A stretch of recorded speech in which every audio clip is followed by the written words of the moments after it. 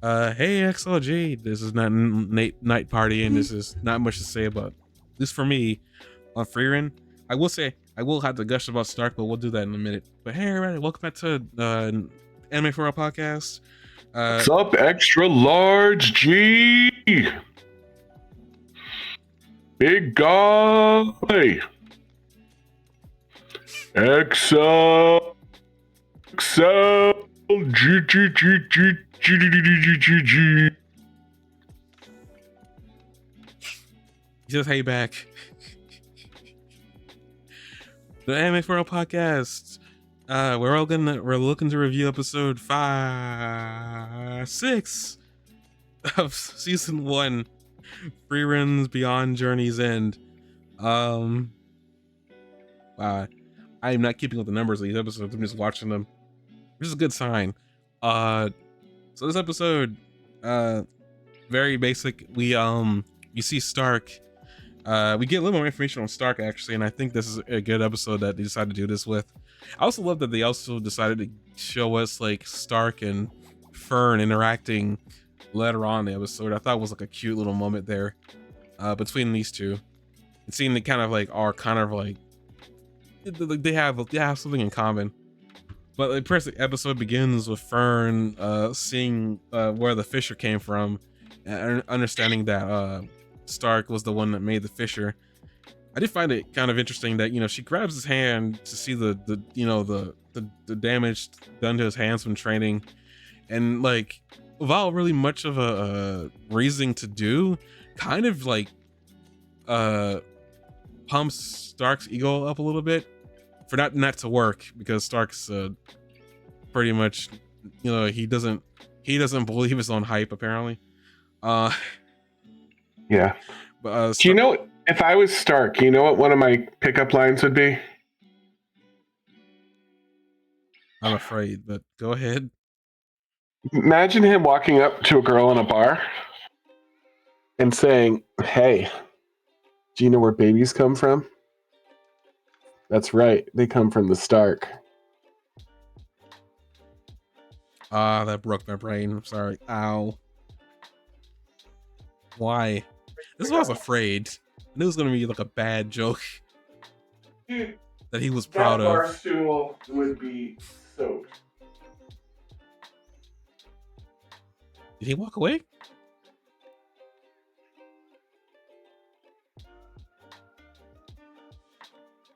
I think Spear walked away after he said that joke. What happened? While he's dealing with whatever IRL he's got going on, Stark, pretty much we see this episode, Fern, trying to like pump Stark's ego up, and it doesn't really work. And then we get a little more information about like why Stark is like living.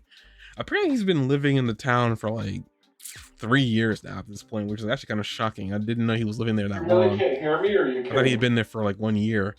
I feel like he told me he'd give me a minute, and I just not hear him. I can know I know my audio is coming through. Yeah. Okay. Sorry, him suddenly leaving kind of threw me off.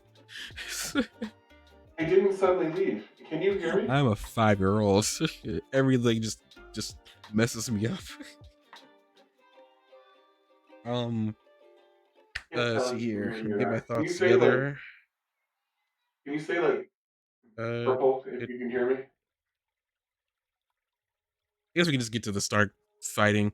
Like Stark, Fern and Stark have their conversation, and then Fern, after like talking with Stark, and believing that he can in fact, fight the dragon, or he'll like, that his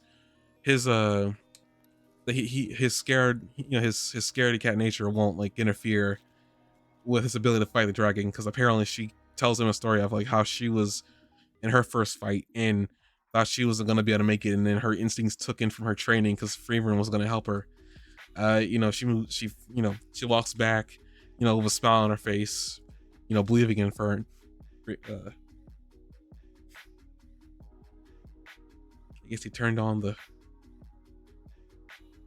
I can hear you.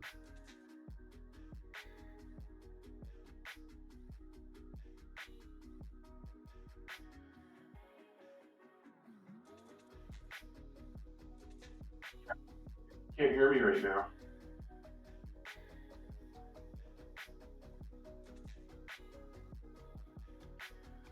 You sound far away from me for some reason. I hear you la la lying, but you sound very far away for some reason. Oh. I don't know what's going on. Hold up. I didn't change any settings or anything. I just was talking, and then he said he couldn't hear me anymore. I didn't. I thought you got up. That's why I was really concerned.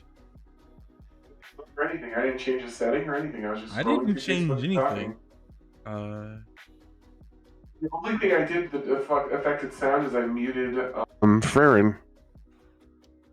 And I unmuted it now, but that's not what did it, I'm sure. I can actually hear you now. I'm not changing anything, dude. Not changing a single thing. You literally sounded like you had gotten up and was talking to Jess for a minute. Like you No, didn't sir. sound like you were at your mic. You sound like you were up doing something. Nope. I was just talking about how the dude and around the bars they call him the Stark. That's all I was doing. XOG, please help me out here. I know I'm not crazy. He didn't sound Is like he was XOG there? He might not. He might. He did. He sometimes goes to sleep when he's here at my streams. He tells me this a lot. How can you tell? Like, what's this? Where do you go to see who's even around anymore? I can just. This says there's one person there, and that person is probably me because I went over to the chat to try to get your attention. Yeah. We're all alone.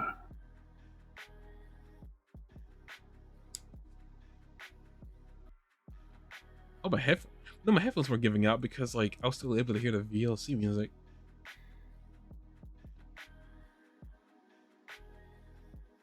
But you have something to add in all that talking that I could not hear you? I was too busy. I couldn't hear you because I was too busy trying to get your attention and tell you that like you need to stop and fix whatever audio problem is making you unable to hear me because I was confident it wasn't my side.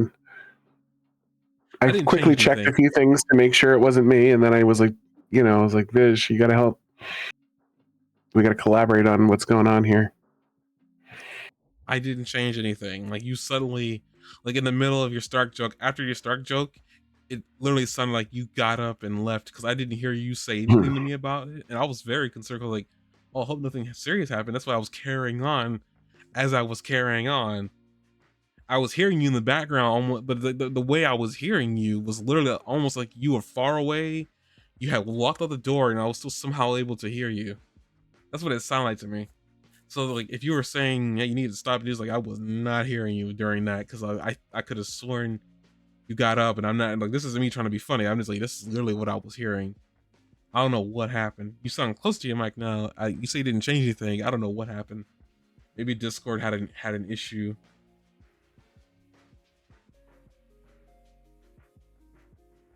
I don't know. I didn't change anything. I don't touch anything. I hit the answer call button. And that's all I do. I make sure everything else is like connected, but the headphones are connected, and so the mic. So what were you? Can you just give me a quick recap of what you were saying since I was frantically trying to join back in? Sorry, when you said that what immediately went into my mind is you have to bear with me. I actually can't say this. I don't know why why I want you to bear with me.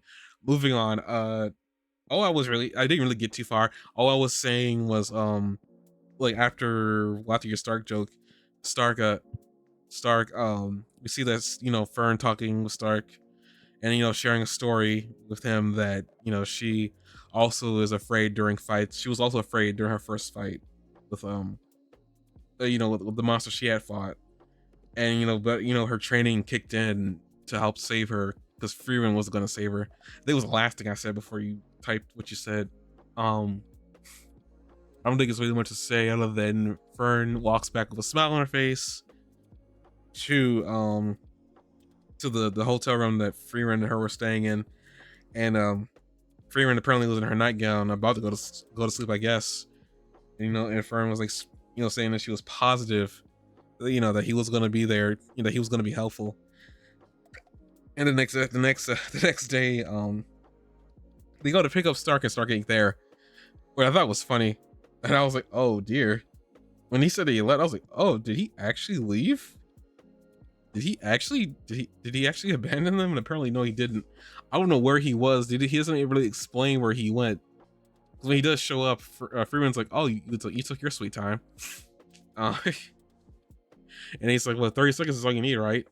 And in this episode, we see the spectacle fighting of Stark, and I thought that it looked really good. Like the animation and everything looked really good. Like I had no complaints there.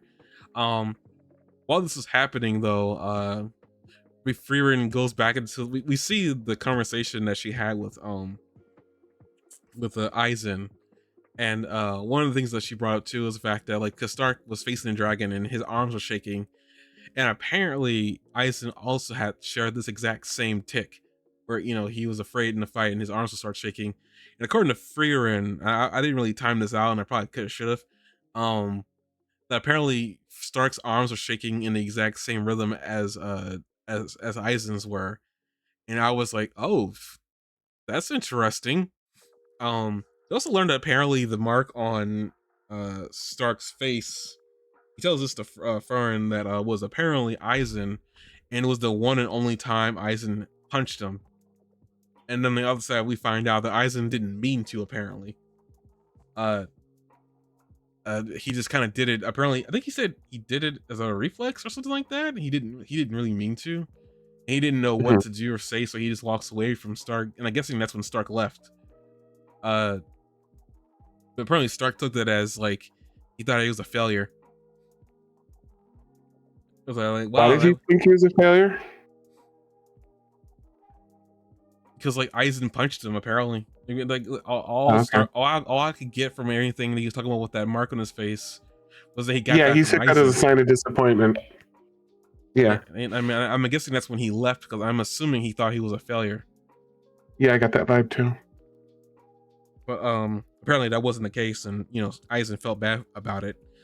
But then after that, we give more information. Apparently Aizen explains the reason why he punched him, and I thought this was an interesting line. It's like that Stark basically had the potential to be stronger than him, and I that caught me off guard. I was like, seriously? I don't know where and what combat situation he saw Stark in, but he said that Stark had the potential to be really freaking strong, and I thought, and apparently that scared him, which is why he punched him. He didn't mean to. Well, I thought it was interesting. I was like, wow, that coming from Aizen, I was like, oh, that's high praise, and I guess that's the reasoning why Frieren went after Stark. Not that she trusted Stark's. Well, this was still Stark's opinion, but not that she trusted Stark's opinion, because Aizen's opinion, because she went and talked to Stark, and then from that talk with Stark, she, I guess, got the same opinion about Stark.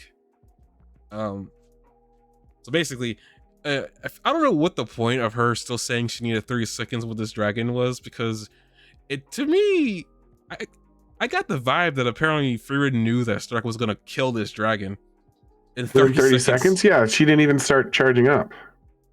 So I don't know what was the point. Was she just trying to get him out of the field? We know that when one of them is buying time for the other, that the point of that is so that she has time to charge up, because we saw that last time with Fern defend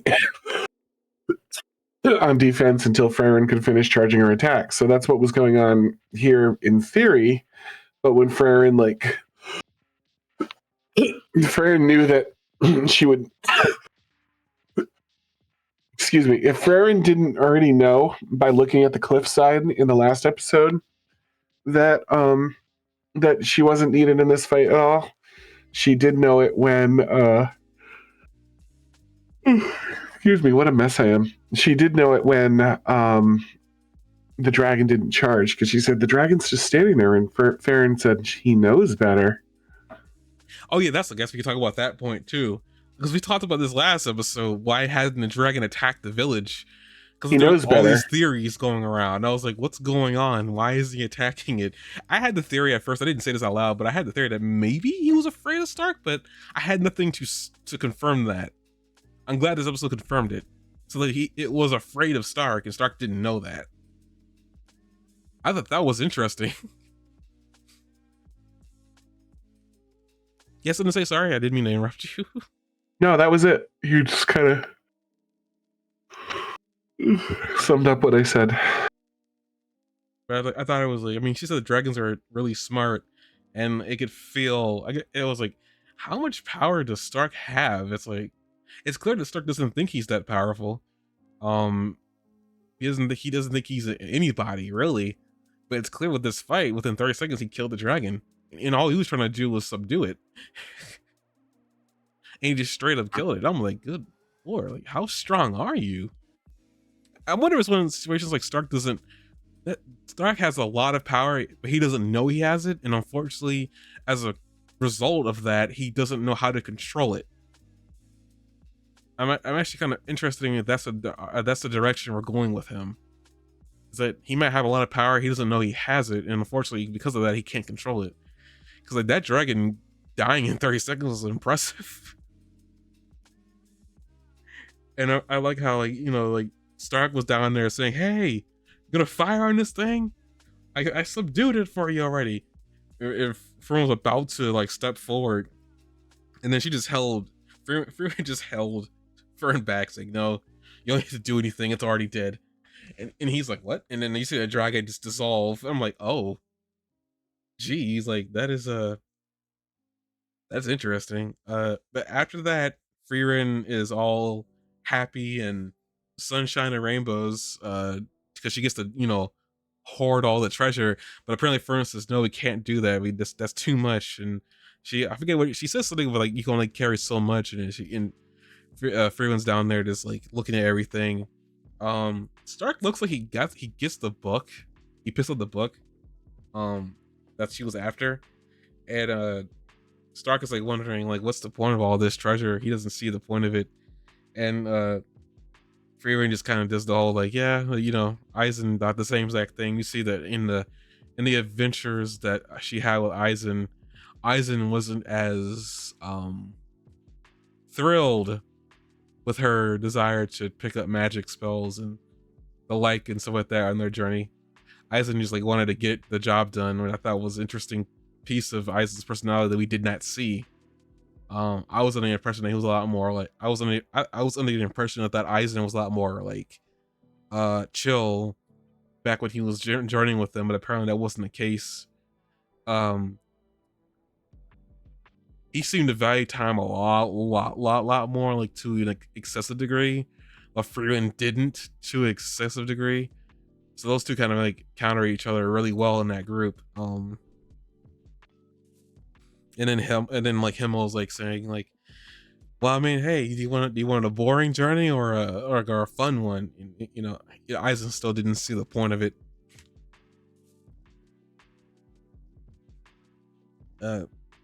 What do you think of Aizen's personality before everything, during his journey with Himmel and Frieren and everything? Like, do you think that was strange, or do you think that just fits his character?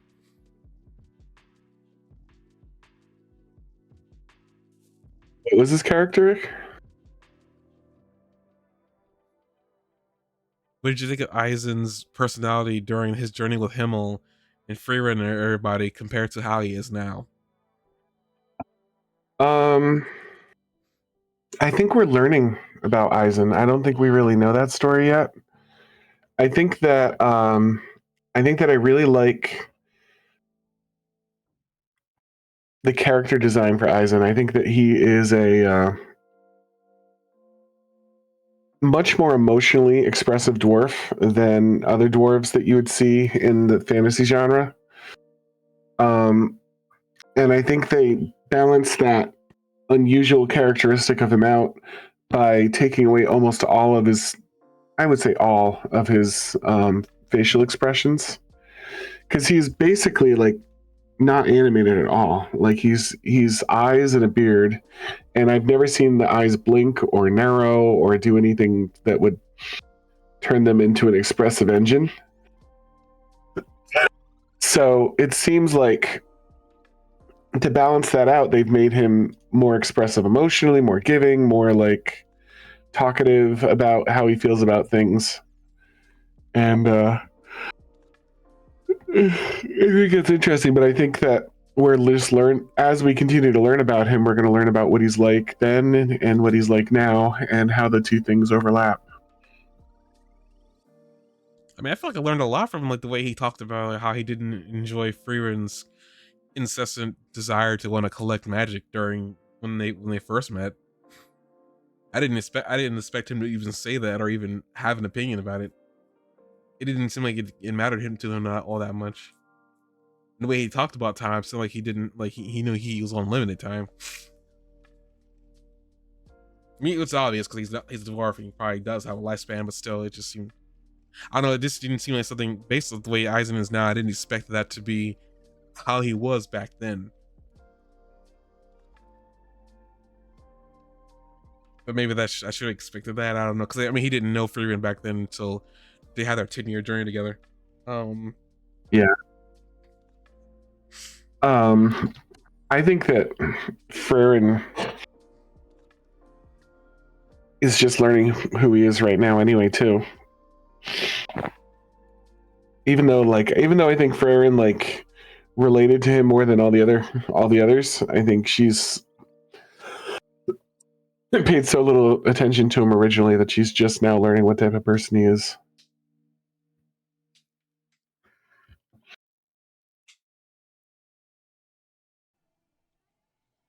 I think she paid attention. I mean, I agree she probably is just learning about him, but I think she paid enough attention to him because I mean, she made the comparison between Stark and him with the arm shaking. That wasn't something that needed to be shown, but it was interesting to show that Frieren noticed it. You know, with them being afraid and whatnot. I guess I don't know if they're gonna go to the whole village that he abandoned. That'd be interesting. We saw what the village where Himmel came from. Not Himmel, but the village that Eisen came from. But after that, they destroy the dragon. They say their farewells, Stark as well, to the village they were just in. You know, they give Stark like a little, farewell gift, and they're walking through the village before they get to the next town. And then Frieren's like, "Well, I mean, you probably want to go see Eisen again, don't you?" And he was like, "Didn't he send you to get me? Like, I'd rather go on my own adventure and before I see him again." And then we get to the next town, which I guess I will see. I will now actually say something about the whole town to town thing. It looks like, man, this might just be me. I don't know what's going on. We might be going through the town to town thing still, even though there is an end goal story. I assume that maybe they weren't going to do that, but I guess we're gonna see towns that Frieren has been to before, more so than anything, because they do it again here, where apparently Frieren's been through this town before with the first group. So I guess we're going to see a lot more familiar locales where Frieren first went. Now she's back around it for a second time. I guess it's cool. I just wasn't expecting. I thought since we had a goal, they weren't going to do the town to town thing again. But I guess that's cool. Gives the show a lot more chill vibe. So they get I'm sure that her goal is to not just go to where she's going, but to relive her adventure. And I think part of reliving her adventure is to visit the towns that they stayed at. Obviously, Heidel, like, and the crew and everybody else, like, gained renowned at places, not, you know what I mean, out in the woods and stuff like that. So it's going to include a lot of places. I don't know. I just thought maybe they were going to go that. Oh, even Stark doesn't know what he's in for. You see Fern, like, when Frieren comes in, she's like, "Oh, good, we're stuck here for a little bit." And Stark is like, "Oh, that's gonna be great. I have time for ice cream." And Fern is like, "No, no, no, no, no, no, no, Frieren, we have to get out of here." And she like goes up to Stark chilling in the bar with his ice cream, and he's like, "Oh yeah, you seem anxious. Okay, you can have some of my ice cream." And she's like, "You don't want to live here, right?" And he's like, "No, what are you talking about?" And she's like, "Oh, good, we both feel the same way. Thank God." I found one of my own, and he's like, I don't. "You okay, bro?" I feel like Fern needs to work on her expressions because she was scaring him. Well, she doesn't. He doesn't understand that the situation is a desperate one. That they could be wasting like 5 years of their life in that town, But here's the thing. whether or not they're forced to be there. Well, I understand what Fern's trying to do and get around, and he gets it eventually. But the thing is, like, on her first staring at him, he takes that as like he's like, "You want to hang out?" She stares right at him, and he's like, "Okay, never mind. Shot down. Moving on then." Not as like, not. Do you understand the situation we're in right now? That looked to me, and I would say, if I was Stark and I saw her look at me like that, I would take it the exact same way. Like, she does not want to hang out with me at all, and that doesn't seem like the case. She actually wants to hang out with him because we see them hang out this episode, but still, it is like Fern did not do a good job of, and I get that she's only been traveling with Frieren, so she doesn't she doesn't know. I guess maybe she needs to express differently because it doesn't look like Fern's afraid of smiling. You see it this episode too. It just like the way Stark was taking some of the expressions, it doesn't seem like Fern was like aware of how he was taking her facial expressions. Either that or didn't even seem to care. It was like, at first I thought she hated him. So I was like, wow, why does she hate him so much? What's going on here? What did he do? He even asked the same question too. What did I do? I just got here. Clearly she was concerned about the situation, but it is like, to me, I think Fern could have done a better job of expressing that. You know, maybe even talking sooner versus just staring at him and then having him walk away for her to find him in a bar, him like talking to the barkeep about reminiscing about how things were when he was with Eisen here, and just like only for her to follow him back into the bar, still glaring at him, by the way, ordering a glass of milk. Like, you see where I'm like, what I'm saying? Like, I feel like she didn't have to be glaring at him all the dang time. It wasn't like it was his fault. First of all, I don't think that she's glaring at him. I think that's his insecurity. Second of all, he doesn't understand. I think that like when she comes in and he's helping himself to a big old bowl of ice cream, what I remember is and he's like, "Yeah, wait a minute, I paid for it with my own money." What I'm thinking about is how in a previous episode she's like, "It's been months since I've seen a single grain of sugar." I think she's looking at him and thinking like, "Oh my god, this guy's such an amateur right now. He doesn't know how tight his budget's going to be for the next 10 years."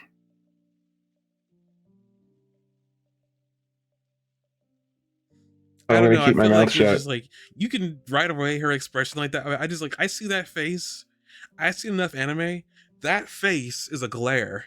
Like that is like it may it may be her resting face for all I know, but at the same time it looks so much like it's filled with disdain. To me, I feel like if she really wanted to convey that she was concerned, like she did during the bar, just talk. He literally was talking with her and she wasn't responding. It was literally like a girl who did not want you hitting on her, is the way I took it. And it was like, I don't know if that's his insecurity, because his insecurity doesn't come from talking with people. It just comes from his fighting ability. He does not think he's all that strong. Unfortunately, he is. So, not unfortunately, fortunately, he is. I don't think his insecurity comes from like talking with people. It doesn't seem like he has that problem at all. He opens right up to Frieren when he sees her for the first time. He doesn't even know her. Actually, he You didn't don't even know who think that she maybe he was. feels a little insecure around Fern right now? Why? Why would he? I don't know, because like the last time they talked, she told him he had a small dick. That was later though. That wasn't before. Was No, it? that was before, yeah.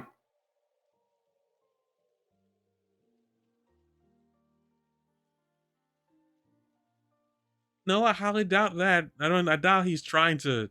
He doesn't seem the type of dude. He seems really indifferent to the fact that she's a girl. For Or the any of fact that she didn't.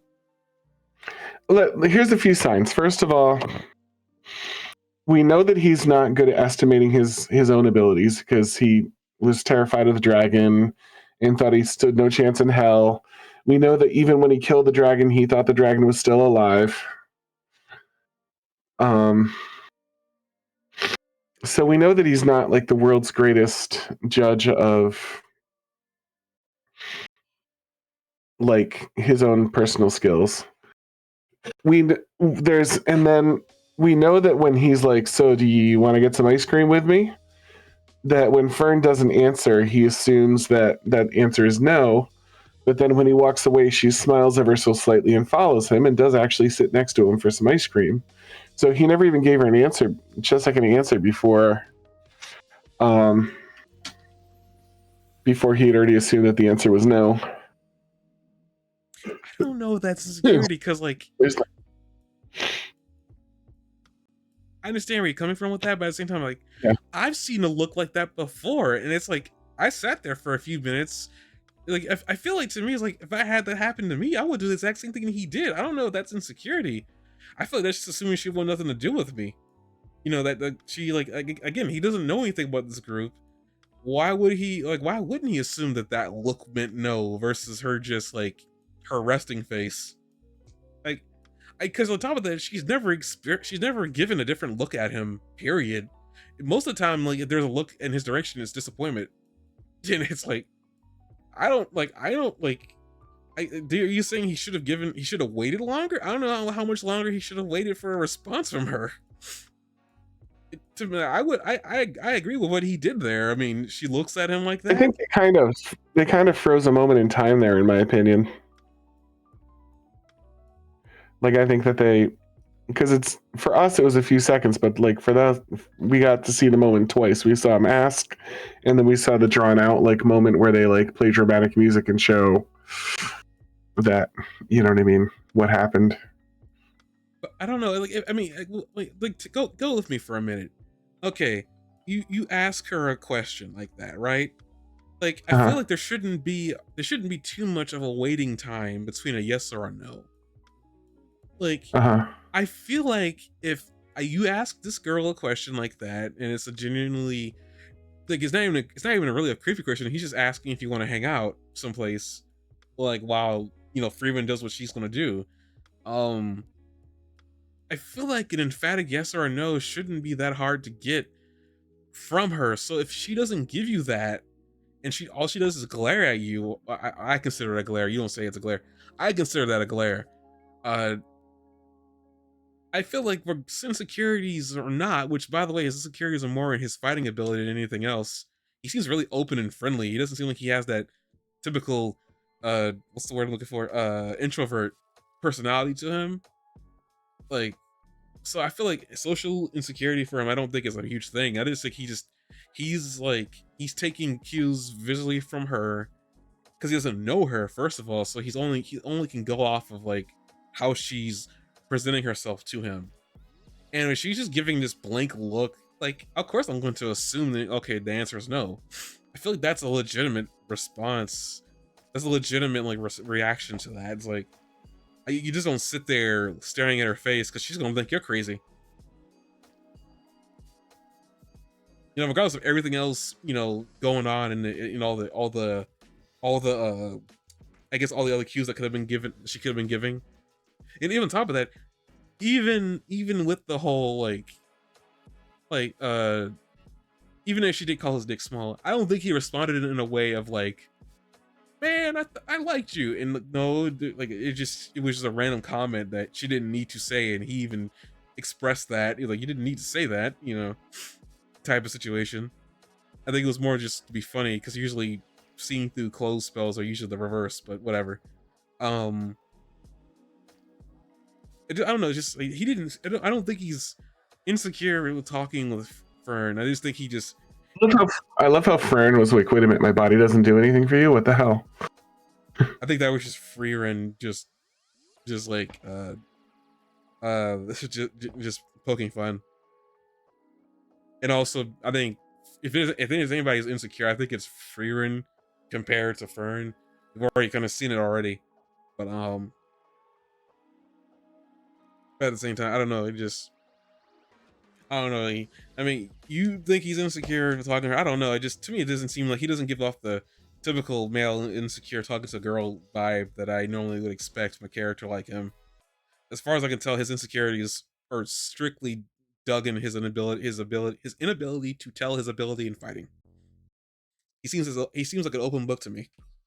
Because even later on, he even opens up to her even more about like why part of the reason why he is with them is like he wants to go on an adventure and have stories to tell Aizen because he feels like that's the most that he can offer back to Aizen, considering that Aizen saved him when he was younger and how much time he spent with Aizen, growing up and whatnot. And he wanted to be able to pay him back, and he knows that Aizen's time on this planet is, you know, shrinking.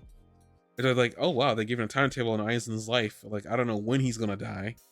I hope he doesn't die, but Aizen is old by this point, so it's like based on what they're telling, he's old. But I don't know. It just to me, like, his insecurity to me just seems like it's more rooted in his ability to fight versus talking with Frieren. Like I don't feel like I don't feel like him taking her non-verbal cues as a no is too much or it was too soon. In my honest opinion. Just in my little honest opinion. Yeah, my honest opinion is that it's in his head. Like with that look on her face though, which has been seen multiple times. Like how is that not a glare? Her like the top of her eyes are flat, resting on her eyes, and she's looking at you with that look. I don't know how that's not Do a you have glare. do you have that pulled up on your podcast or anything? I don't I don't want to skip to the exact moment because it takes. Well, I can if you tell me the timestamp. I don't really have a timestamp, but I'm just like, let me just. I can grab a. Where's the Ibis? I just had a look. I just had that look glued into my like retinas because I saw it and was like, it's kind of the typical look she's giving, but at the same time, he don't know that because he just joined the group.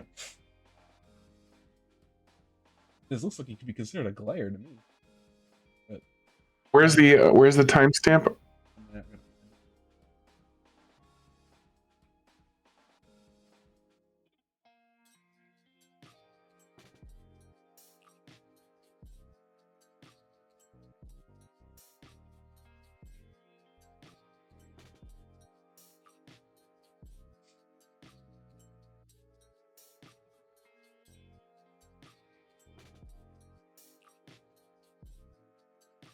Getting there.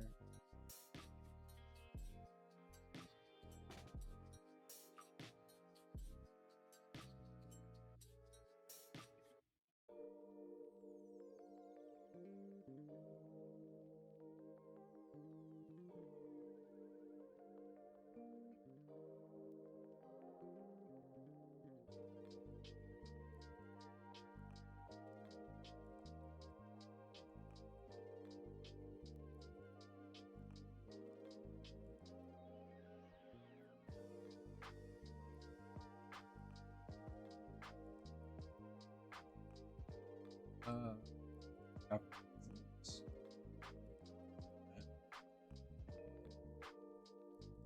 very too late.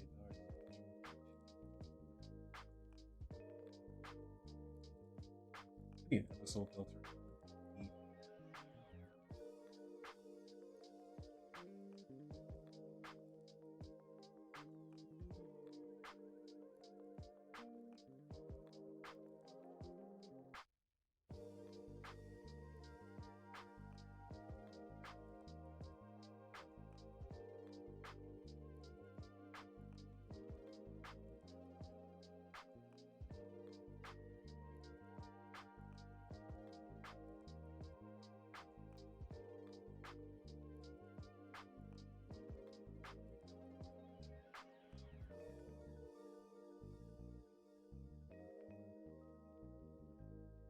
That has a bar. Wait.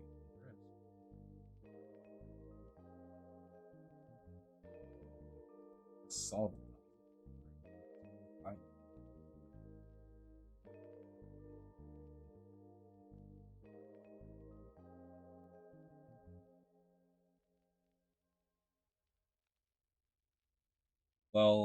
14, 17. But I guess I'm looking at it. Her facial expression didn't change much. But she was precious today. 14, 17. I Yeah, can't see it on my screen, so I might. Huh? And it's not letting you share the screen, so I've got to look it up on my own side anyway. Hang on. I mean, Episode I could 6. some of the podcasts. I was just trying to remove it because like YouTube doesn't like it. Like, Uh-huh. show this and they copyright strike the video. Hang on. I think that's just her looking for a second.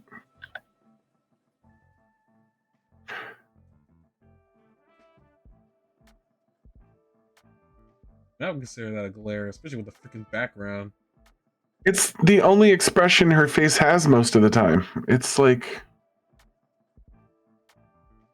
But the freaking feeling, it seems like she's giving intent through that look.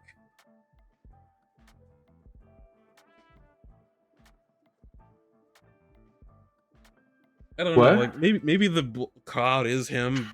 I don't know. It just, to me, it just, because it's not even like, hold up, how long does she spend with that look at him?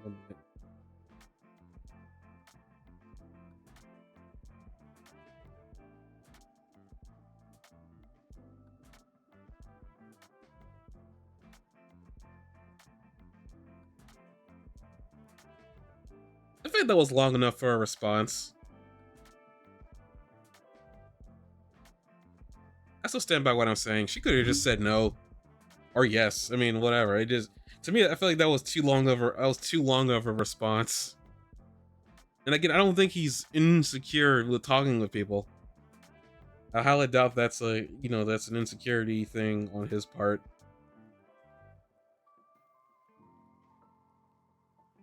Because I mean, I think he's used to talking with people that respond to him immediately or stuff like that. Like, I feel like that. I don't think that's an unfair response. It's like, if she's not gonna say anything, oh well, whatever, moving on. And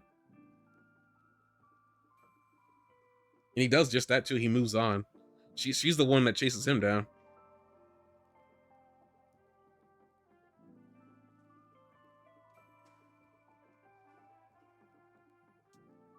Yeah, so he's wrong that she didn't want to do it because she came over and joined him. I mean, at the same time, it's like, I don't think that's an inappropriate response of assuming that she didn't say anything. I get told all the time too, you gotta respond to somebody when they ask you a question. She didn't respond, like, at all. All she did was give them this blank look. Or she was considering it because it's a bigger decision than we think it is. For us, getting ice cream is just like yes or no.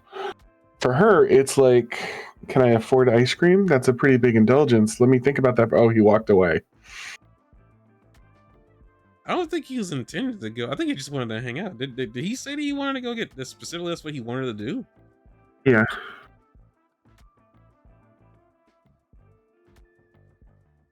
Maybe he has the funds. Maybe, I don't know. He was like, he spent a lot of time with Eisen. And Eisen bought him that stuff too. It's like, I highly doubt he doesn't completely understand like the understanding how to afford stuff. Eisen was like done with his career. He wasn't like on a traveler's budget. This Eisen was making money. I don't know, like, was he getting money from being the hero, the seed? I don't think he was. Was he? I feel like he was on a fixed income. Even if he wasn't getting money from being a hero, I imagine they got some treasure from defeating the demon lord or whatever, or at least a reward. But even if that's not true, somebody with his skills would have no problem settling down and making a life for himself, I would think.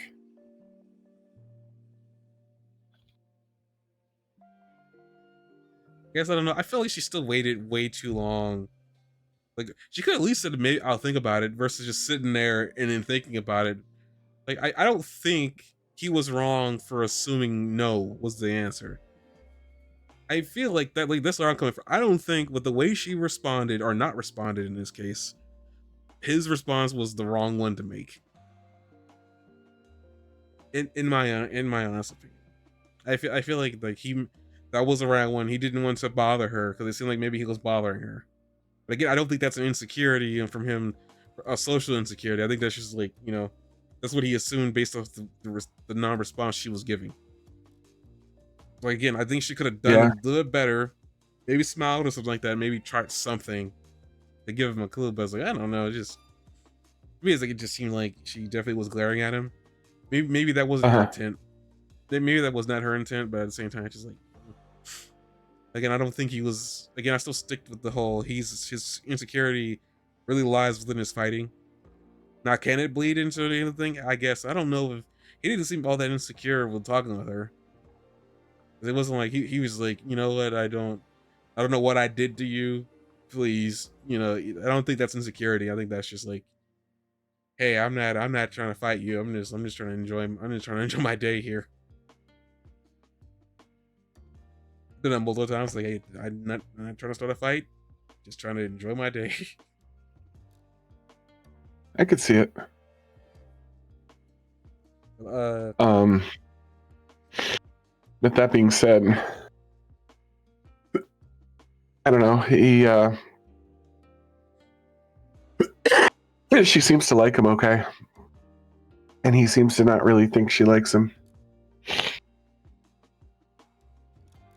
I mean, when that again, I feel like it's just like that could easily be fixed with a few expressions. Like I'm standing by that, and I'm dying on that hill. Like, you can tell a lot by how somebody's thinking if they by their facial expressions. Like part of human communication is facial expression, nonverbal. So Okay, but she's got a poker face. okay, but I'm just Poker saying, face. if you're gonna have that, don't don't don't think that like somebody's not gonna look at that and say, okay, they don't like me. Because I feel like that's a legitimate response. I mean, regardless if that's right or not, I think that's a legitimate response. Yeah. It's just, and again, Frieren could also be a little shy, like maybe she's kind of crushing on him a little bit. I don't know. I assume that maybe I mean, in the earlier part of the episode when she had walked away from him and she was smiling, like, and I assume that maybe she's slowly falling in love with him, but I don't know if even that's true right now. She seems very like indifferent to him, Uh-huh. and I don't know what that says about her. But again, they don't know each other. They haven't really spent much time together. This literally is the first time they've spent any time together without Frieren in the middle of it all. So, with that being said, after the bar and she's like, I got somebody who sees my point of view and all this. Uh, you know, Stark says, "Well, okay, let's start looking around." And I guess another thing too is like it seems really interesting that Fern didn't think to check with the guilds, check with the black market. Well, the black market, I could probably say she's not thinking about doing that. But checking with the guards, it's really weird that she didn't have that thought process to do any of that. She doesn't have street smart. She did not grow up in a city. I don't think That's Stark their. did either. Did he? Yeah, he fled from a city that he did grow up there. He fled like a coward, remember? I didn't think that was a city. I thought that was a village.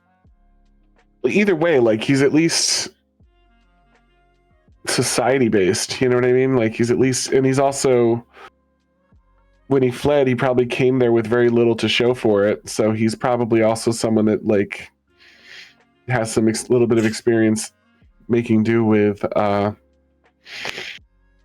whatever he needs.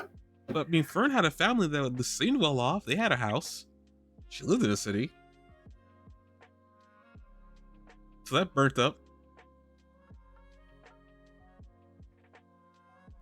I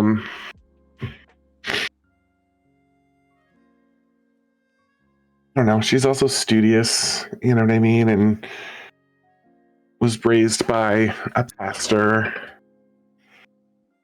Like, I just don't think she has that gritty background that the other guy does at this point.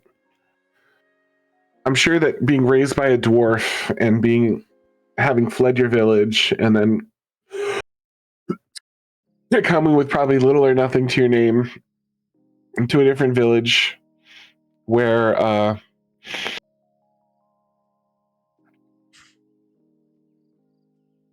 coming to a different village where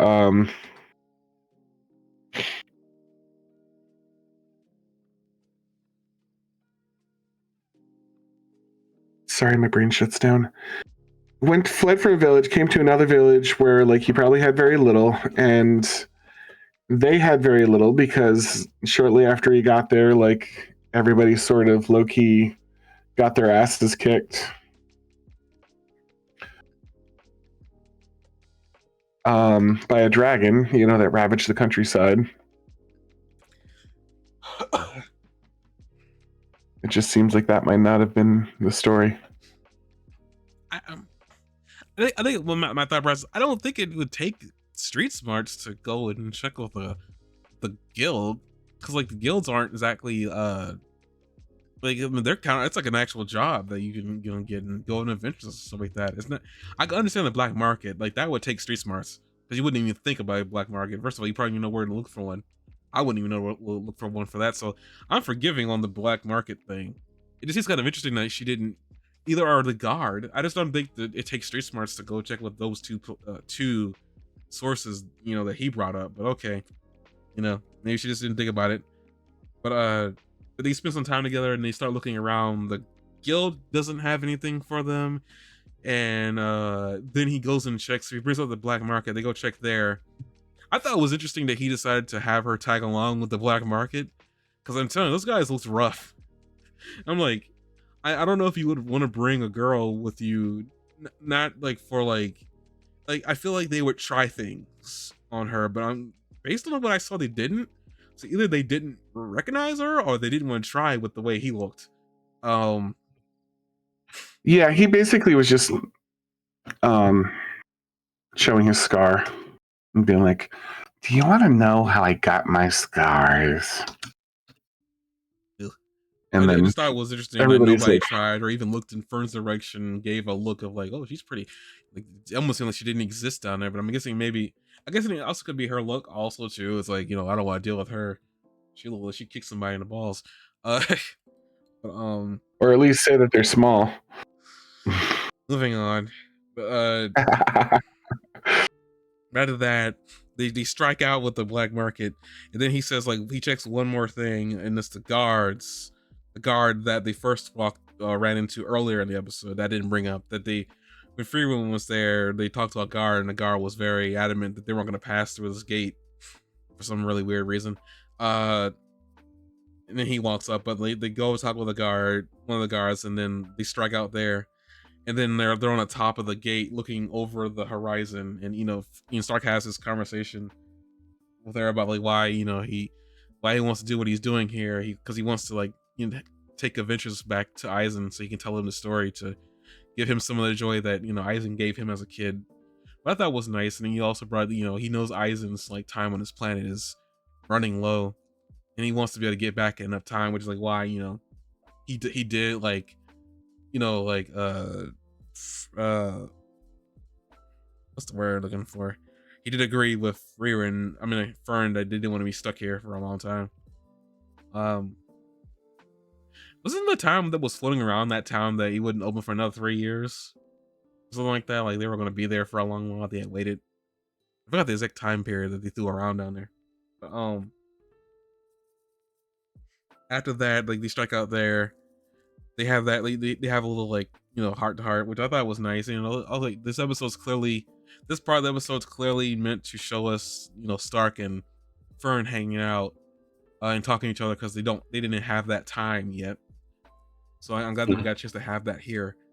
After that, they're walking back to the hotel, and then you see Frieren acting suspicious with a book in her hand, hiding her face. She walks into the alleyway, and Fern's like, "What are you doing? Why are you acting more suspicious than you already are?" And then Fern's like, "The guards are following me." And he's like, Stark is like, "Wait, what did you do?" He's like, "I didn't do anything. I just went and bought a book. And all of a sudden they're on me." I thought that was funny, because Frieren acted like she did absolutely nothing, which I mean she didn't. So to be fair, she didn't. I just thought it was funny that I was going to buy a book and they were on me. I was like, "Good Lord, what happened?" And then and then it's like, "Okay, we gotta do something. We gotta like sneak around here so don't find us." And all of a sudden, like the guard from earlier finds him. And he's on his knees. "I'm sorry, Frieren. I didn't know that was you." And I was like, at first I thought, wait, Do they know her personally? Because then I think one of the higher ups shows up too, and he's like, "Oh, Frieren, like, oh, you hear about what's going on over in the north, huh? Well, we'll let you through." And then she's very like, "Yeah, thank you," but very it's clear that she doesn't want to go because she wanted to stay long enough to hone her craft, is what she said. I thought that was funny. Like, wow, they're just not gonna let her. They're not gonna let her, study on magic anymore, are they? Because that's like, because like it seems like she's trying to avoid being seen. But for the looks of it, it's like she does not like being recognized. I mean, yet to each their own. Some people don't want to do that. It's just kind of funny that it's like. I mean, you think that maybe she was sort of hiding from being recognized because she wanted more excuses to spend longer there? I mean, hindsight, yeah, but during the time, I didn't expect that because like, it was the weird thing is like the guards saw her face. It wasn't like she was hiding her face. That's the thing. For somebody who doesn't want to be recognized, she surely is floating around her face. She is not unrecognizable. Like, of the 4 adventurers, she's definitely the most recognizable. Female elf with long pointy ears and silvery hair. Like, there's no way she could hide that. Unless she's wearing a hood. And even then, they probably still be able to tell it's her. But yeah, it was just kind of funny that, it's clear that she definitely wanted to stay there and was happy if she was going to be there for 3 years. But yeah, they let her through. They let the group She would through. just 3 at the end. She would have been like, just 3.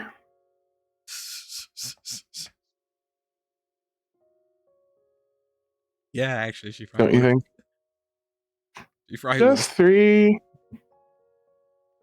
Again, time doesn't really mean much to her. But then they let the group through, and then Stark is like, "Huh, this must be what it was like to set out an adventure." What Eisen felt like when he was setting out an adventure. And then Frieren's like, "Yeah, yeah, you're right." And then they walk off to the bridge, and that's the end of the episode.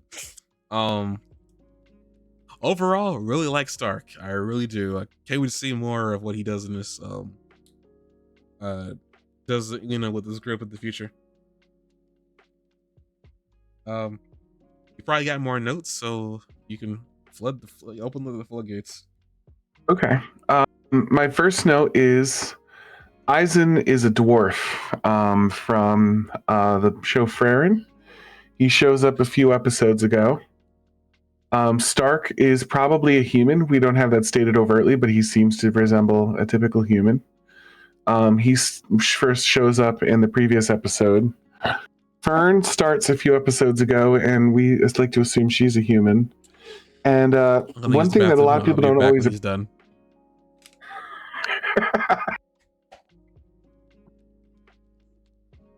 You're not at the edge of your seat, or is that the problem?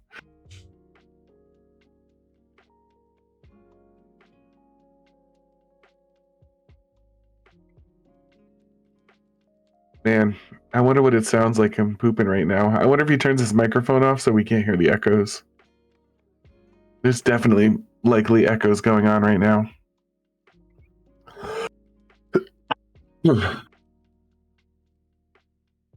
Yeah, there's so many echoes.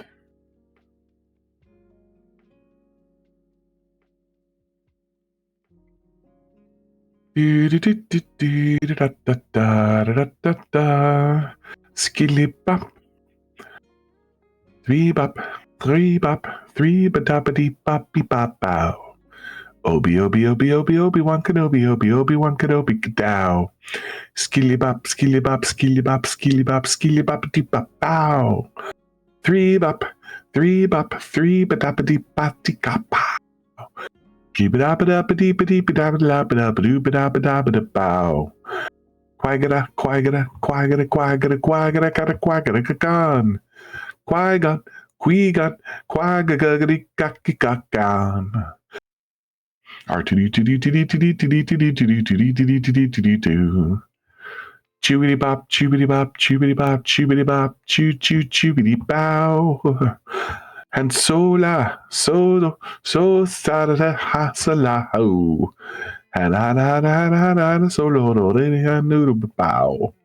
Hanana sola, hanana solia, wow.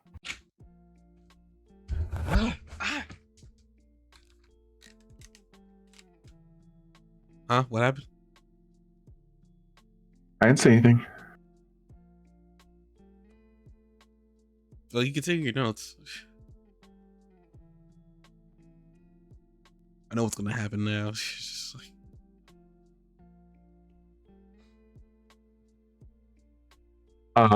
bracing myself for it.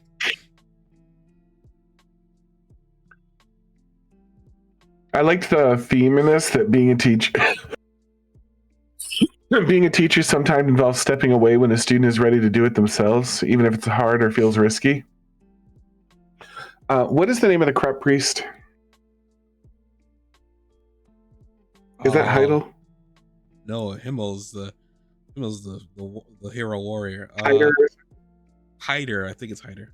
Heider, yeah. I wasn't that far off. Um, I wonder if like that policy of strategically doing nothing is also what Heider kind of did, like almost like he took Fern as sort of a student in a way. What do you think?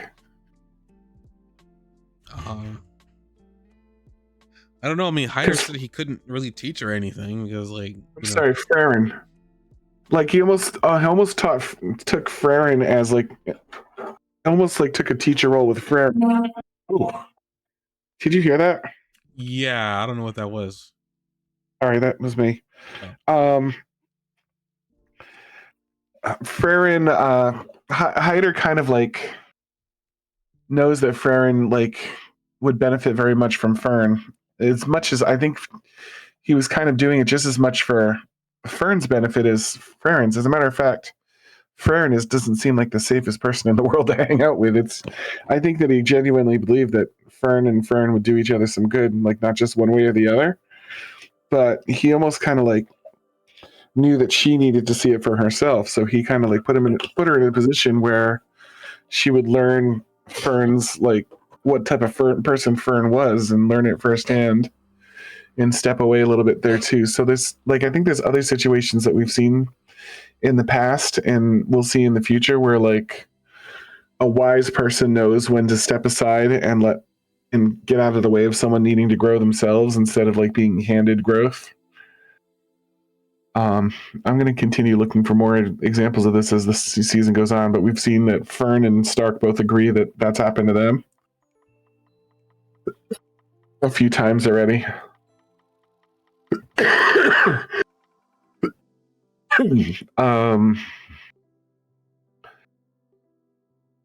I like Stark's assertion over and over again. No, I've lived here for 3 whole years now, and she's like, 3 years, that's it? And he goes, yeah, 3 years. Like what's wrong with you? Just that culture clash that Stark is not quite adjusted to the hell that is being some of the travels with Frieren is.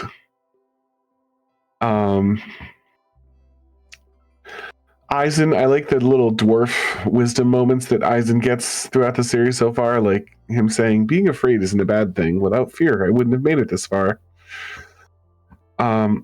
At 10:22, this is just a little note that I made. You know how I make little notes about little things that I find amusing? 10:22, when they're going through the dragon's horde, Frieren temporarily picks up something that looks just like a bottle of beer. And that raised 2 important questions to me. 1, why did the dragon have a bottle of beer? And 2, how did he get it there? Like, how would a dragon move a bottle of beer without breaking it? Well, my question is, how big was the bottle of beer? Normal sized, it looked like.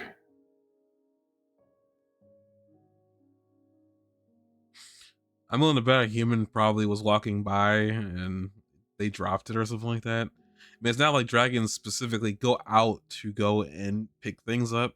I think sometimes like things just kind of like fall nearby and it just happens to land in their horde.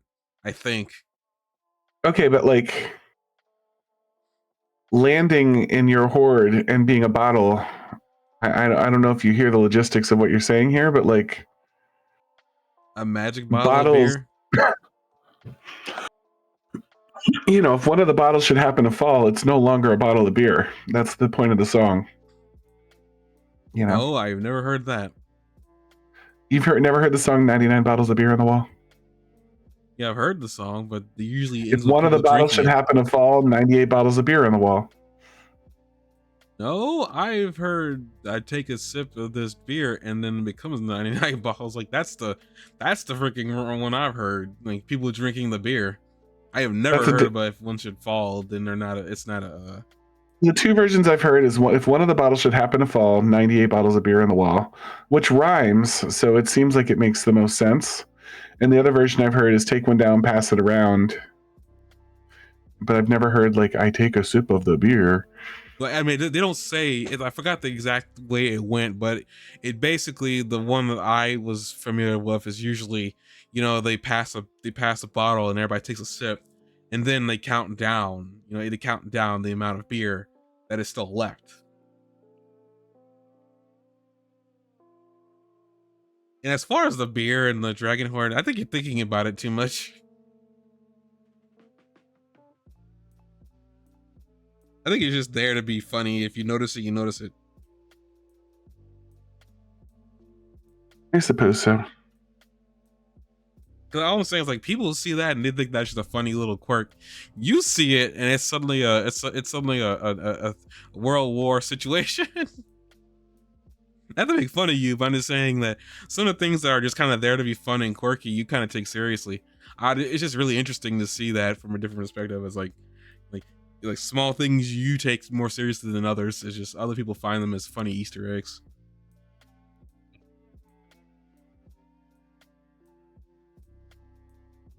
It's like some things don't bother me as much as you think they should.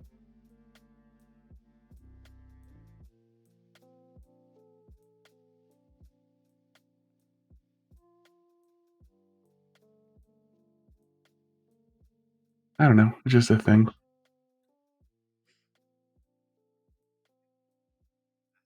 Okay, so I liked it was a spell to make shaved ice.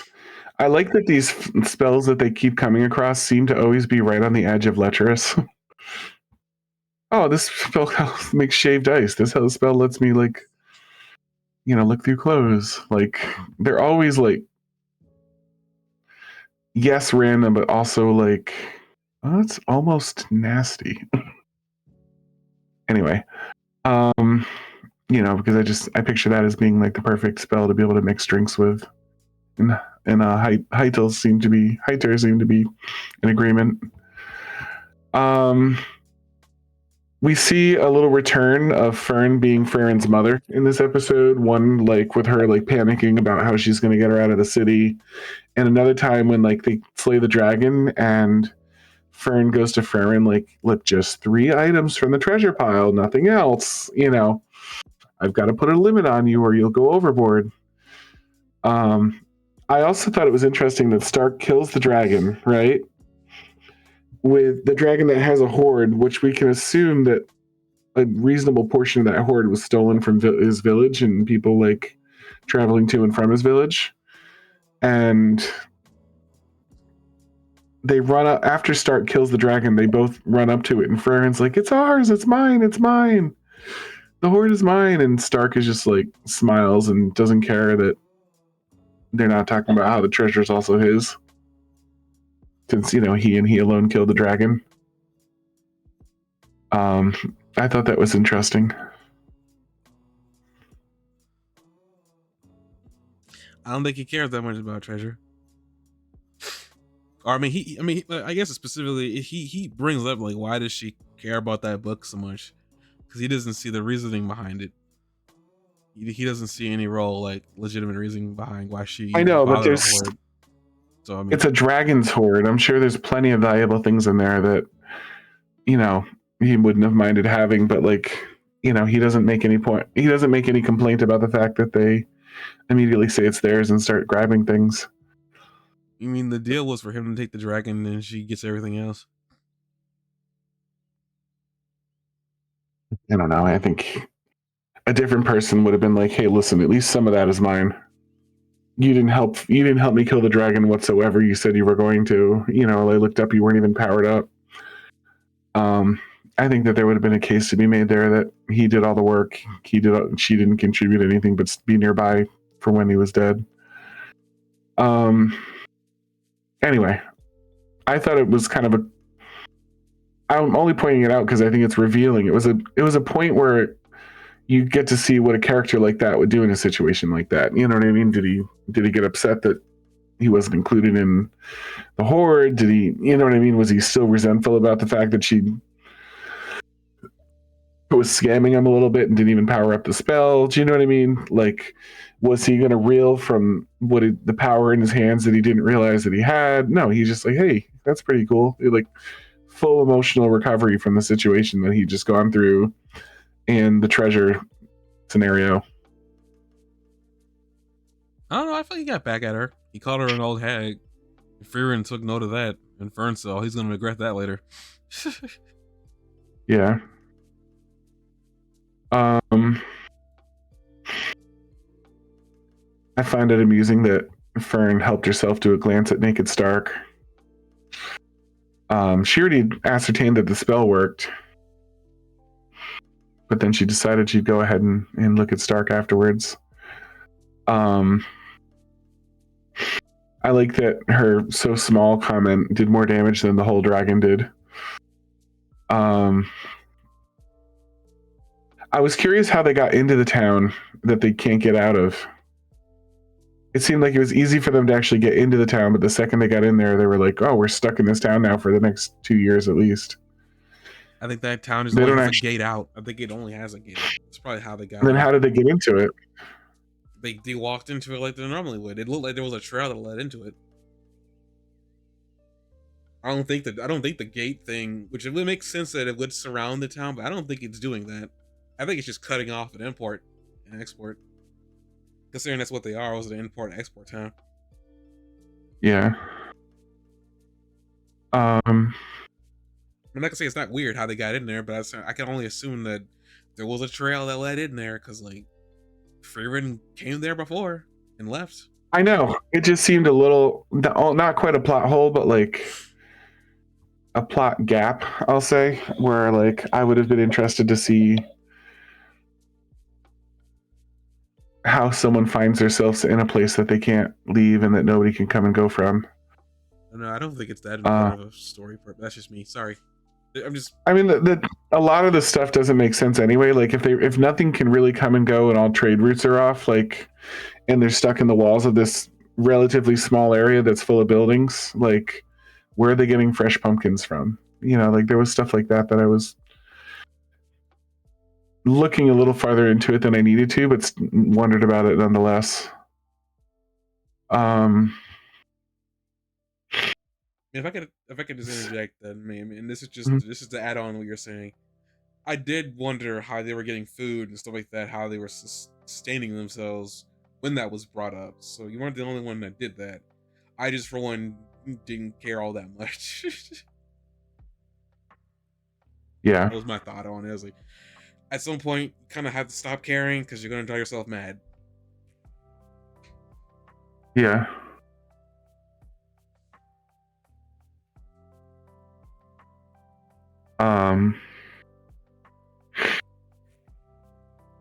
And then I put this isn't just a note. I put Stark is as cowardly around women as he was around dragons. I don't think that's him being a coward. Keep saying this. Yeah, we'll see. In future episodes will help one of us with our arguments. I feel like the whole cowardly thing is mostly an introvert thing. He doesn't appear to be that way. We don't need to decide yet today on what he is. I'm just saying that's mostly an introvert thing. I don't think he is one. He seems more extroverted than anything else. He seems friendly. Introverts aren't. I should know because I am one. But moving on. Yeah. I like that Stark's need for urgency isn't for any specific reason. What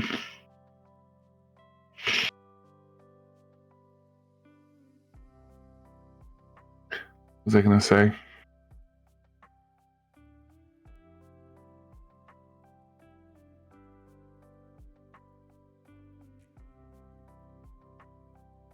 Oh, you know, when he talks, at first he was insisting that 3 years is a really long time, and then when he's talking to Fern later, and they're talking about how they're stuck in the city, he said he doesn't have a long time, and we realize that his motivation isn't some personal sense of impatience or something like that, but that he feels like he needs to complete his adventure and make something out of himself before Aizen dies. Which continues a theme in the anime of new adventures being built on the backs and sentiment of old ones and old heroes. Seems to be a continuing theme in this.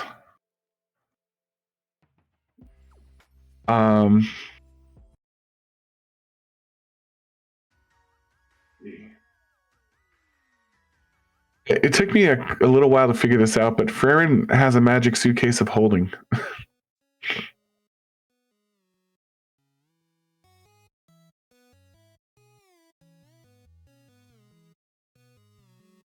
Oh, I think I knew about that, and I just kind of glossed over it.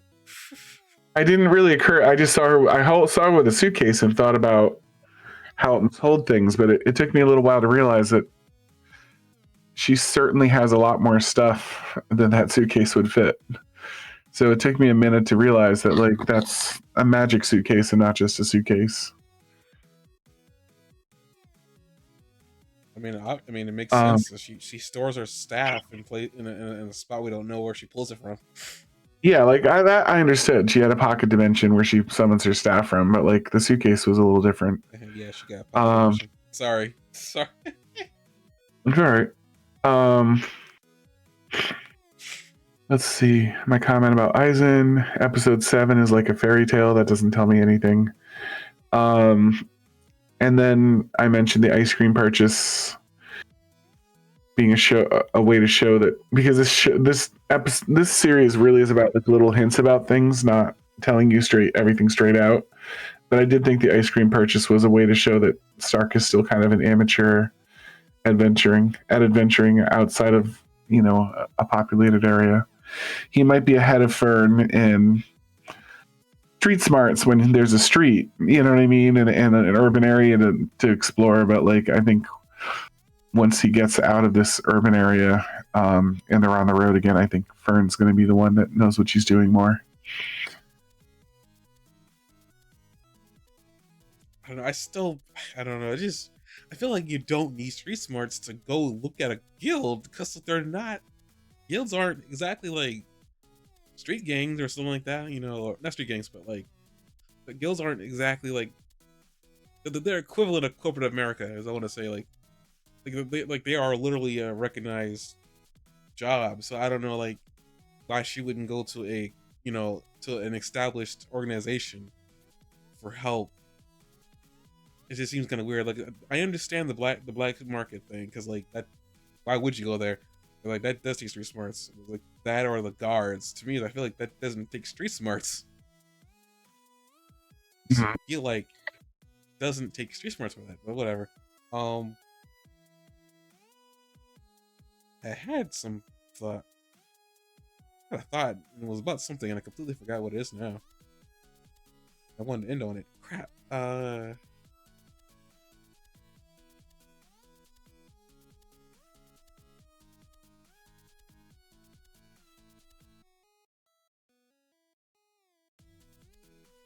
Oh, I guess I'll say this then. In the intro song, because I've been watching it for a while now, I just noticed this as I was watching this episode.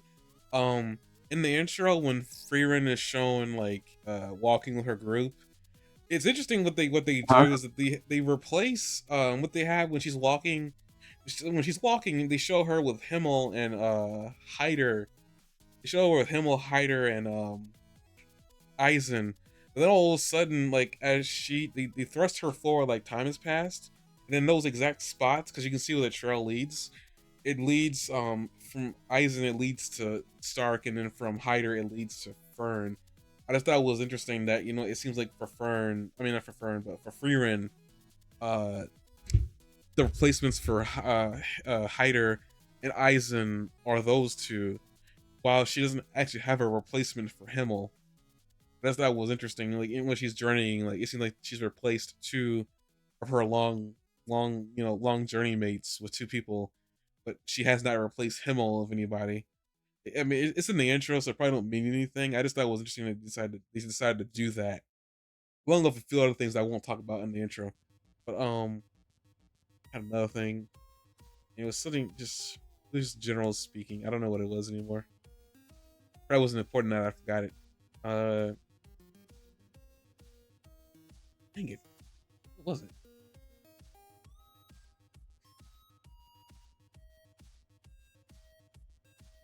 Oh great, it's lost to the time. Okay, well I guess I won't. I guess I will never remember what that was. It literally is gone. It disappeared into the void.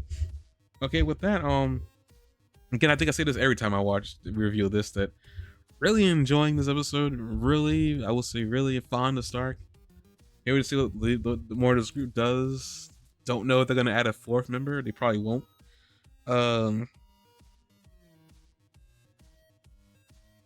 Yeah, the next episode title is kind of vague, but I mean that's what mysteries are for. Can't wait to see what that's about. As Frieren and gang journey towards the area that world calls heaven. I can't wait to see what that actually means, because I know it's gonna mean something really, really weird. I guess now Freeren's journeying with two humans that are gonna age much faster than she does. It's gonna be interesting to see how, like, if she cares about time at any point any further. Because now she only had one human, now she's got two.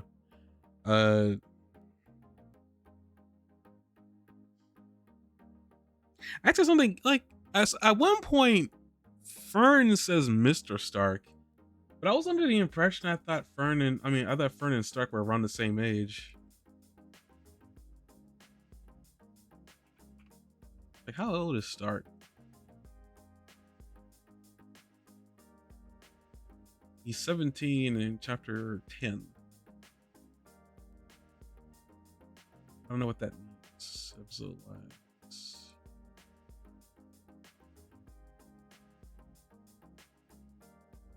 Episode 5 is chapter 10.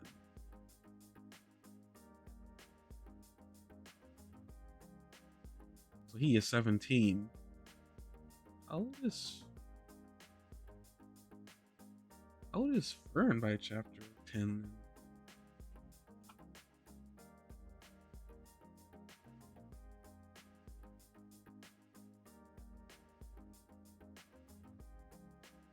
By chapter 10, she should be his age. So why call him Mr. Stark?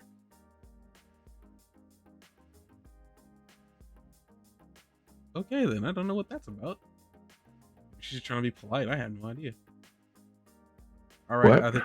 Huh? What? At one point in the episode, she calls Stark Mr. Stark, and I don't understand why she does that.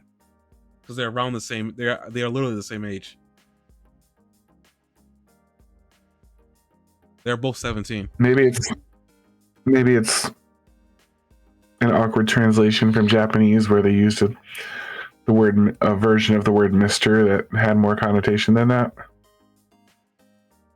I mean, the only I just see you're talking about, and that also could be, but the only I don't think I've ever seen because what you're referring to is when they add Kun or Chan at the end of names.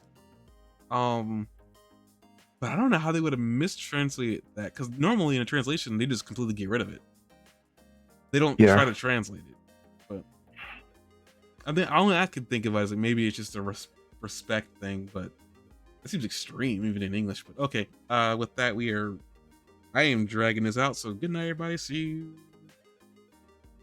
tomorrow or Wednesday for another stream of games. Thursday, hopefully, for Metroid. We will see. As we hear, our co-host is slowly dying. No, just kidding. But he's still recovering. Aren't we all, though? Huh? Doesn't death creep upon us, each and every one of us? He is still getting over a cold, and I think I'm almost over mine, but we'll see. See you guys then. If not, see you guys next week for the next podcast. Good night. Fare thee well, young travelers.